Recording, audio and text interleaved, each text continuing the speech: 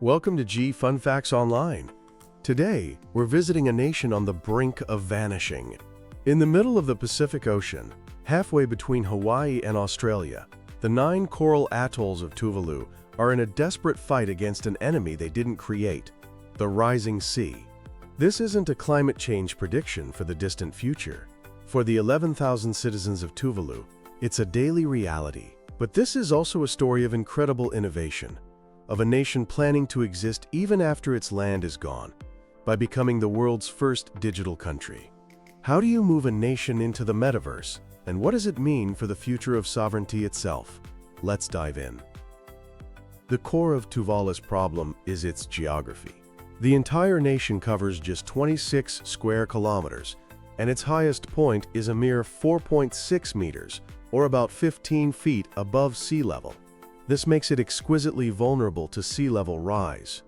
According to the Intergovernmental Panel on Climate Change, global warming is melting ice caps and causing oceans to expand, pushing sea levels up everywhere. But in Tuvalu's corner of the Pacific, the situation is even more acute. Satellite data shows that since 1993, the sea level near Tuvalu has been rising at about 5 millimeters per year. That's significantly faster than the global average. Projections are grim. Some scientists believe much of Tuvalu could be submerged by 2050, with the entire nation becoming uninhabitable within a few decades. This isn't a gentle, slow-motion flood. It manifests as king tides, abnormally high tides that are becoming more frequent and more severe. These tides sweep across the islands, flooding homes, contaminating the precious few freshwater sources, and poisoning the soil. The ocean, once the lifeblood of Tuvaluan culture, is turning into a threat. Saltwater intrusion is a particularly insidious problem. It seeps into the ground, making the already poor soil of the atolls even less fertile. This makes it nearly impossible to grow traditional staple crops like pulaka, a type of taro, as well as coconuts and bananas. This doesn't just threaten food security. It attacks the very cultural practices tied to farming and harvesting. Add to this more intense cyclones and storms, which batter the fragile coastlines, eroding the land and destroying infrastructure. The combination of rising sea levels and more powerful storms is a devastating one-two punch, accelerating land loss and making life for Tuvaluans increasingly precarious. But the loss of land is more than just a physical problem.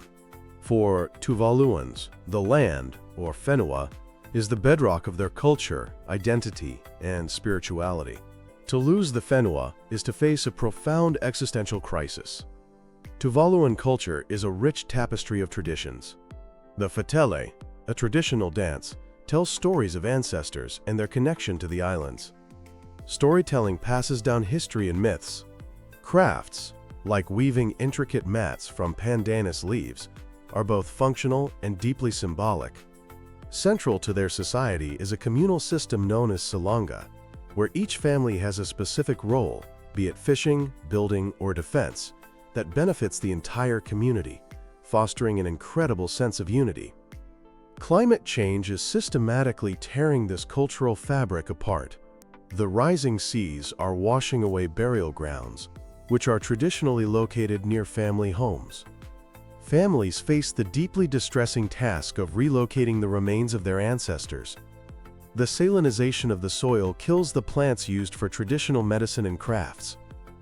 Coral bleaching, a direct result of warming oceans, threatens the fish stocks that are central to their diet and fishing traditions. The constant struggle for survival leaves less time and energy for cultural practices. As one Tuvaluan woman put it, "My greatest fear is losing our identity.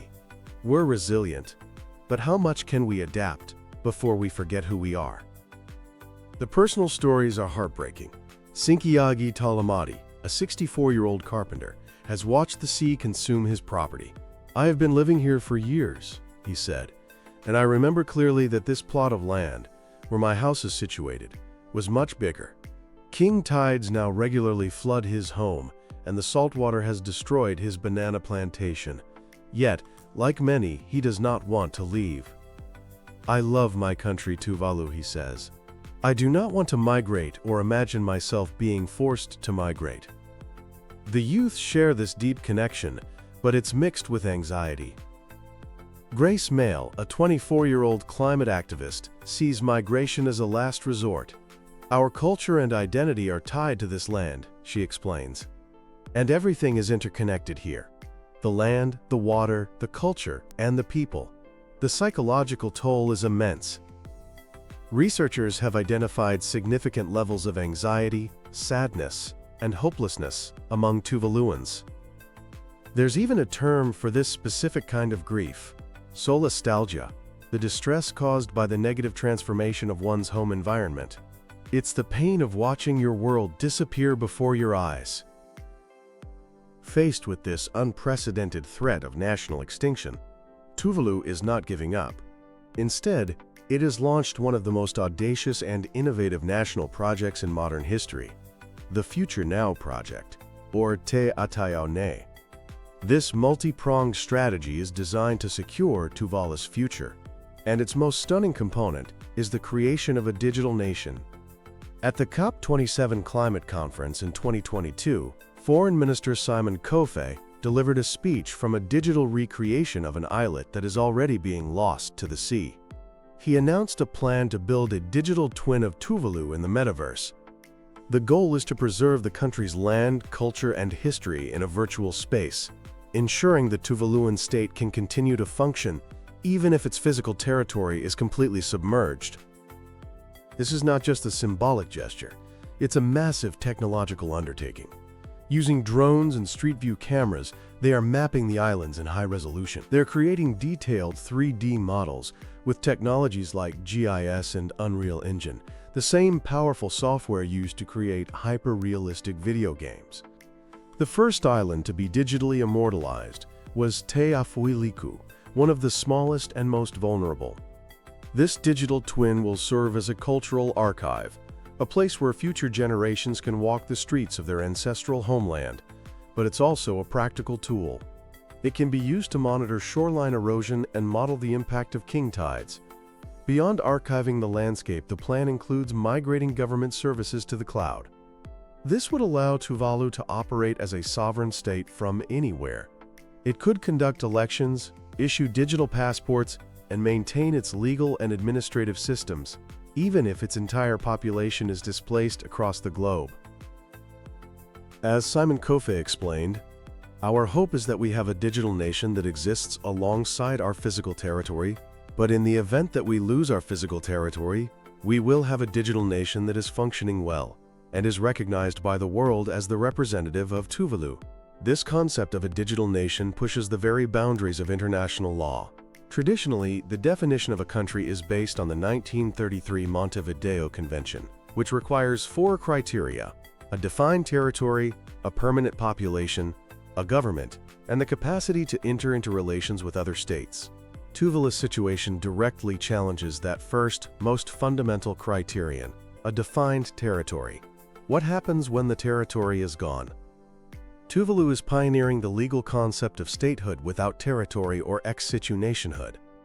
The government is on a diplomatic mission to secure international recognition of its permanent statehood, regardless of what happens to its landmass.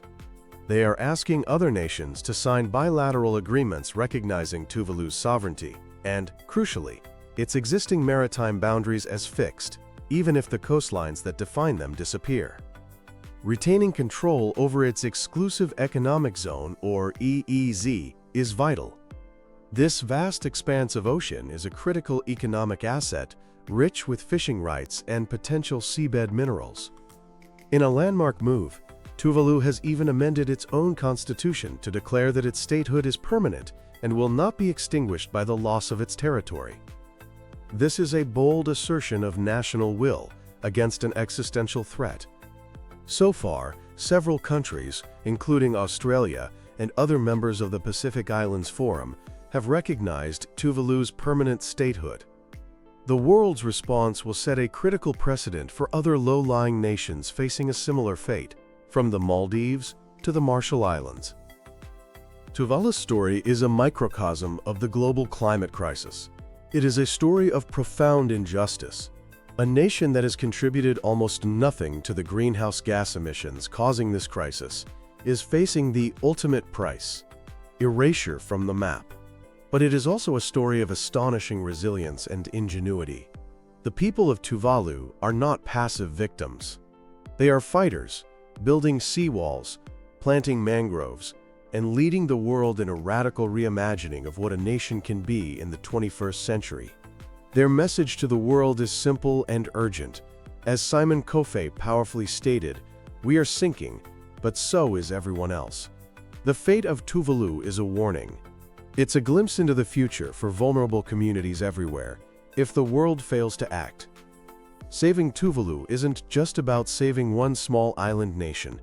It's about saving our shared future and heeding the call from a disappearing land before it's too late.